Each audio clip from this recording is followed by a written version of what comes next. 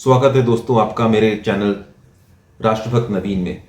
आज हम बात करेंगे उन लोगों की जिन्होंने 20 साल तक मेहनत करी थी मोदी को राजनीतिक रूप से बाहर करने के लिए। और शुरुआत करेंगे सत्यमेव जयते के नारे से। फाइनली सुप्रीम कोर्ट का फैसला मोदी और अमित शाह के पक्ष में आ ही गया है।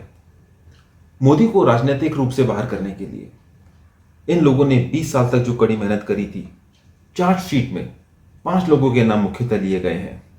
तीस्ता सीतलवाड़ जो अपनी एनजीओ के साथ प्रयास कर रही थी, R B Shri Kumar IPS, Alt News के मुकुल सिन्हा और प्रतीक सिन्हा और संजीव भट्ट आईपीएस। इनके अलावा एक और कैंपेन चल रहा था पैरेलली। राणा अयूब, बरखा दत्त, राजदीप के साथ मोदी के खिलाफ मीडिया का नेतृत्व करने वाले प्रमुख पत्रकार थे। ये मोदी को टारगेट करने वाली कोर टीम जो अपने आकाओं के इशारे पर मोदी को टारगेट कर रही थी। अब राणा, प्रतीक, राजदीप, बरखा, अब इन सबको बहुत चिंता करने की जरूरत है क्योंकि गिरफ्तारियां शुरू हो चुकी हैं। एक्टिविस्ट तीस्ता सीतलवाड़ गुजरात के पूर्व डीजीपी श्री कुमार को 2002 के दंगों पर सुप्रीम कोर्ट के फैसले के एक दिन के बाद गिरफ्तार कर लिया गया। अहमदाबाद पुलिस के पूर्व आईपीएस अधिकारी आरबी श्री कुमार को भी गिरफ्तार कर लिया गया है। यह कदम सुप्रीम कोर्ट के द्वारा गुजरात के सीएम नरेंद्र मोदी और राज्य के अन्य अधिकारियों के खिलाफ जाकिया जाफरी द्वारा लगाए गए बड़े षड्यंत्र के आरोपों को खारिज करने के बाद आया है। आज हम बात करते हैं तीस्ता जावेद सीतलवाड़ की, जिनको गुजरात एटीएस ने मुंबई से गिरफ्तार किया है।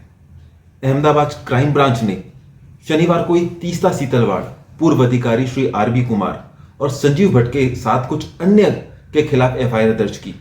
संजीव भट्ट पहले ही फर्जी एनकाउंटर में जेल की सजा काट रहे हैं। इन पर सेक्शन 468 जाली कागजात का इस्तेमाल करना, सेक्शन 471 जाली दस्तावेज बनाकर असली के तौर पर इस्तेमाल करना, सेक्शन 194 फांसी जैसी सजा होने वाले झूठे सबूत पेश करना, सेक्शन 211 नुकसान पहुंचाने के लिए झूठा आरोप लगाना, सेक्शन 218 लोक सेवक होते हुए भी रिकॉर्ड गलत करना, सेक्शन 120B आपराधिक साजिश करना जैसी धाराओं का मामला दर्ज किया गया है। यह कदम सुप्रीम कोर्ट की उस टिप्पणी के बाद आया है जिसमें गुजरात दंगों के मामले में सवाल उठाते हुए कहा गया है, some people wanted to keep the pot boiling. इसका मतलब कुछ लोग चाहते थे कि कढ़ाई हमेशा खौलती रहे। इसे तीस्ता सीतलवाड़ के एनजीओ के साथ जोड़कर देखा जा रहा है। सीतलवाड़ उस केस में भी को एप्लीकेंट है जिसमें पीएम मोदी को पहले क्लीन चिट दी गई थी और बाद में उसे चुनौती दी गई, उसे चैलेंज किया गया। तीस्ता और उनके पति जावेद के खिलाफ यह आरोप है कि 2007 में उन्होंने बड़े पैमाने पर धन संग्रह का अभियान शुरू करके दंगा पीड़ितों के नाम पर करोड़ों रुपए की धनराशि एकत्र करके धोखाधड़ी को अंजाम दिया। अदालत में यह आरोप भी लगाया कि दान के माध्यम से जुटाए गए इन फंडों को शराब और विशिष्ट उपभोग के अन्य लेखों पर खर्च किया गया। आइए अब आपको थोड़ा तीस्ता सीतलवाड़ के खानदान के बारे में बताते हैं।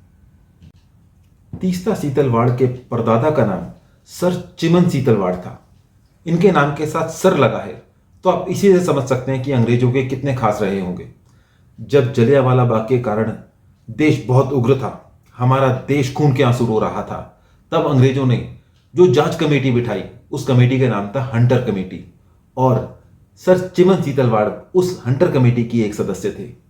स्क्रीन पर आप उस डॉक्यूमेंट को साक्ष्य के रूप में देख सकते हैं जिसमें इनका नाम क्लियरली मेंशन्ड है। हंटर कमेटी की जांच में यह फैसला सुनाया गया कि पंजाब गवर्नर माइकल ओडवायर इस मामले में बिल्कुल निर्दोष हैं। जनरल डायर ने जरूरी कुछ ज्यादा से ज्यादा बल का प्रयोग किया, लेकिन वो किसी पर्सनल रीजन की वजह से नहीं बल्कि अपने कर्तव्य का वहन करने के लिए सरकार के प्रति अपनी निष्ठा के कारण किया।